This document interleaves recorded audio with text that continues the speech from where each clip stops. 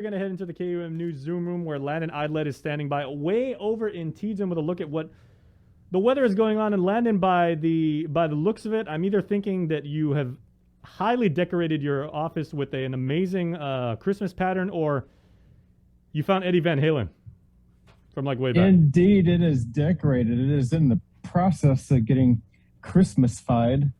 It's been a busy weekend. I'm trying to get my house set up. My neighbors keep putting up more lights, and that demands a response. We will respond promptly, but I was on the roof yesterday trying to put in clips and stuff into my roof line. Every time I would get up on the roof, it would rain. And you have not one but two Christmas trees that adorn your office.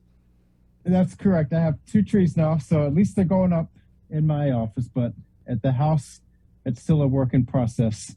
So we will get there eventually. But again, it was just off and on showers yesterday. Not too much heavy stuff, but just enough to make it a problem if you're hanging off 25 feet of your roof with the ground below. Well, you were having a holly jolly Christmas already here in mid-November. Nothing wrong with that. But I'm curious to see. Working on it. I'm curious to see if we're going to be we're going to have to walk around with the umbrella because we're going to be like a few inches of rain underwater in the next couple of days. What do you got? Yeah, that's definitely it. We're looking at a trade wind disturbance, and we were talking about it last week. And let me turn my camera around, show you what we're looking at. It's nothing much to speak of this morning here across Guam and the CNMI. It's beautiful, dry morning, just some spotty showers passing over for the most part. But once we zoom out, you see that weather to our east, and that's starting to filter in just east of our coastal waters, eastward toward 150 east longitude. And farther behind that, we see more showers and thunderstorms. And that is this disturbance that will be making its approach toward Guam and the CNMI later today, tonight, and then Tuesday, Wednesday. So some of the models are putting out between 2 and 3 inches of rainfall between this evening and Thursday afternoon with this disturbance passing. Last week, we were looking at the possibility of a tropical type system moving through or near us and then developing into the Philippine Sea. That looks much less likely at this time. So that is the good news for us. Definitely not a tropical storm, a depression, or a typhoon that we will be dealing with, but very much a robust trade wind surge that will be coming through. And so I'm going to go a little bit different from normal Mondays. I'm showing you this. We're doing some navigation on this morning's report. Yeah, this is what I usually have on the slides, but I'm showing you the hand analysis at our shifts. We do this twice a day, every day. And so this yellow area, those are that much stronger winds, 20 to 25 knot winds on the open waters. This is Guam right there. This is all coming at us as we speak. So the winds will be picking up in the coming days. It was breezy yesterday. It's going to be a little bit breezy today. Anderson Air Force Base is showing winds around sustained 15 miles per hour. Not so much here at the airport since we're right in the middle of the island, but the winds will be cranking up as we go through today and into Tuesday and Wednesday. So currently no surf advisories or small craft advisories in effect for the waters, but that could change over the next 24 hours as this whole thing comes through. And so again, this is just another map that I was playing around with. I found this on the internet, and so you can make depictions. So this is all that stuff. This is that surface trough right through here, pardon those errors, but it's all coming our way. So that's going to be approaching us. The showers will be gradually filling in with the clouds, more so this afternoon, evening, and then overnight. Not a deluge, not a complete washout, but it's going to be a significant uptick in showers and a chance of thunderstorms for Tuesday and Wednesday, and then back to a drier pattern for the week ahead. It does bear repeating, beg your pardon, Landon, but it bears repeating that you said like your indications right now are that it's not going to mature into like what might be like some sort of tropical storm force system. Right? Yeah, that's correct. Okay. And so some of the models are putting out a weak developing system moving through Guam or near Guam about a week ago. This was looking way in advance for today and tomorrow, putting a weak circulation moving through the islands today and tomorrow, possibly a tropical depression developing into a storm.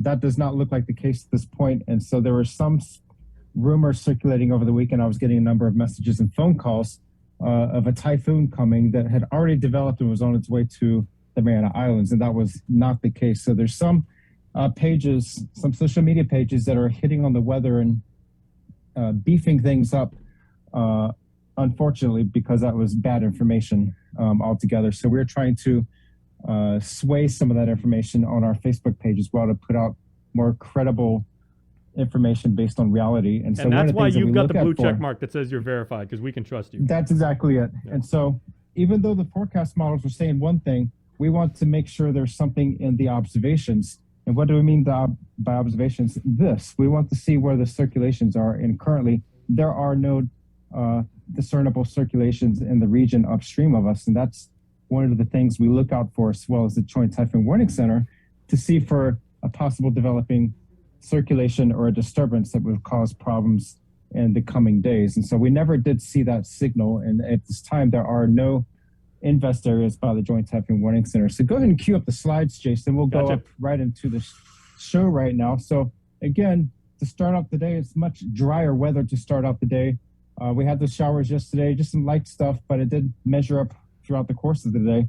It's going to be a wetter, windy weather up next for Tuesday and Wednesday. Risk of rip currents is currently moderate, but that could become high tonight and tomorrow as those winds approach the region. Currently no advisories for the surf and no small craft advisories in effect, but that could change as we go through the next 24 to 36 hours. Guam fire danger remains low. Severe drought continues in the southern Pohnpei state of the FSM, and the ITCZ remains active across Micronesia. So the next slide. Now, physically, it's impossible for us to page. donate some of the rainfall that we got to our friends down in Kapaperingi, right? Because, man, they've needed it this season. They've had nothing but droughts, and we had like a historically wet October. Yeah, that's exactly it. And if we could somehow pipeline this water, like in the States, I know the southwestern states are going through profound levels of drought. If you look at Lake Mead in Nevada and Arizona, that lake continues to drop, and they're at record level lows since the dam was built, I think, decades ago. And so that's a problem. If we could like pipeline the water from the east and the southeast states all the way across the states to the southwest, like an oil pipeline, imagine the things that we could do to benefit neighboring states over there in the CONUS. So yeah, this next slide, this is our Facebook post that was posted Saturday evening. Some of the information is outdated, but that disturbance is what we were watching for in Eastern Micronesia, and that's now making its way on approach to the Mariana Islands.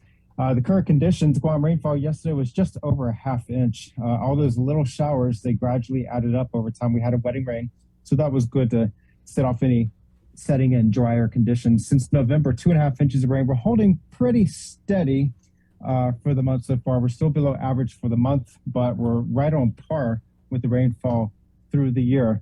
The next slide shows the drought situation across the Western Pacific. Again, Kapinga-Maringi is the outlier with severe drought going on. Elsewhere, rainfall remains abundant for all the islands, and we'll see that gradually change as we go into the dry season with that wedge of drier weather, more so to the southern Micronesian states. The next slide, Joint Typhoon Warning Center, no suspect areas for tropical development. That is the good news for us, but does that mean we are out of the woods for the year? Absolutely not. Think back 19 years ago, Pangsona, that hit on December 8th on Guam, and that anniversary, 19 years, is coming up very soon. Also, Super Typhoon Paka, that was also in December. So we are not by no means out of the woods. Always keep your guard up here in the tropics. The next slide, the sea conditions, combined seas are about 6 to 9 feet. Oh, wow. The measured waves out of the EPAM buoy is above guidance. So that's going to be probably indicative of small craft advisory conditions, and that's for combined seas topping 10 feet. So we could see small craft conditions for winds and for seas developing on Tuesday. So keep that in mind, especially if you plan to be out in the water. It's going to be choppy. It's going to be rough out there, especially with the 20 to 25 knot winds. It's going to be blowing. Wind waves will be 3 feet and gradually increasing as those winds increase on Tuesday. And again, this will be predominantly all east trade wind swell. So for the week ahead, today mostly sunny with clouds increasing as we go through the afternoon, evening hours. Isolated showers and thunderstorms. We'll probably see fewer showers in the morning, but more showers in the afternoon. Winds increasing to 15 to 20 miles per hour. Combined seas 6 to 8 feet and building by a couple feet in the coming days.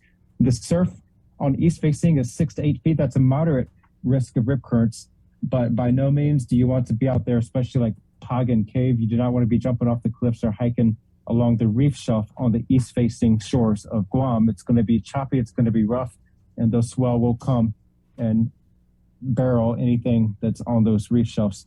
Midweek, Tuesday, Wednesday night into Thursday morning, mostly cloudy, showers likely with isolated thunderstorms, combined seas of 6 to 9 feet, and that could still bump up by 1 or 2 feet. East winds 15 to 25 miles and breezy. Much better weather for the weekend.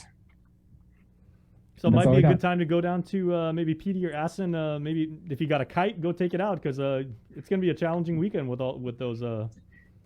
Yeah, this would be a great time to go to the Warren Pacific Park in Assen and fly a kite. A little blustery, but some of the not wind too surfers. crazy. Yeah, this would be a good time to get the kite up in there. I've always failed at that part. Okay, now I know you forecast usually like in 7-day intervals and everything like that. But have you any indication, like even looking forward, like outside of your normal crystal ball, about what the weather might be for next week's Thanksgiving holiday? Not too bad. Okay. I don't see any suspect areas, at least in the 8 to 10, 11-day range. Usually with the forecast models here in the tropics, once you get beyond 5 and 6 days into the future, the credibility of the models significantly diminished. There's a lot more variability. But at this point, I don't see any significant weather features, at least for the next 10 days. So that's the good news. Okay. So Thanksgiving, I'll be putting up lights, hopefully. Nice. My gosh, I'm way behind the curve this year. Okay, and then one more question, because I know you guys at NWS, I mean, you guys really know how to party. I mean, you guys have crazy holiday ragers. I mean, this I know. But when it comes to the NWS Guam team, right? When you guys have your Thanksgiving, celebrations there, are you guys more traditional and you go like turkey stuffing cranberry sauce, or do you guys do like red rice and short ribs? We do it all. We have it all covered. Let me take you down the hallway. Hedge your bets. I like that strategy. A little visual of what our potlucks look like. So this is our conference room. We usually have this entire table covered with food and stuff, and then we have another table in the hallway with just dessert. So every horizontal surface in this conference room is typically covered with food. Everybody brings something. Some people really load up on the meats, and we are set for hibernation, at least for a couple weeks when we finish our dining. All right. All right, guys. So good to go. You heard it from the man himself. So might be pretty good weather this week if you are thinking of buying some Thanksgiving trimmings a little bit early, if you're planning for whatever kind of celebration we may or may not have and everything like that. But Landon, that's good holiday advance. Fair projection. Yeah, definitely. Definitely looking forward to it. And of course, if we see anything starting to develop in the models or have any significant threat, we will start communicating it very heavily, because the last thing we want is for people to be caught off guard or surprised. Right. Okay, but at least for the next maybe 48, 96 hours and everything like that, that formation that's coming here, again, not expected to intensify into something that would be threatening at this point. But we'll keep an eye on what you guys have on Facebook and everything like that should it change. Absolutely. Thanks, Jason. All right. Thanks, buddy. We always appreciate it, man. All right, Bree, good word from the NWS. Yes, definitely. Good word. November is Diabetes Awareness Month, and with the 14th being World Diabetes Day, AI Health, along with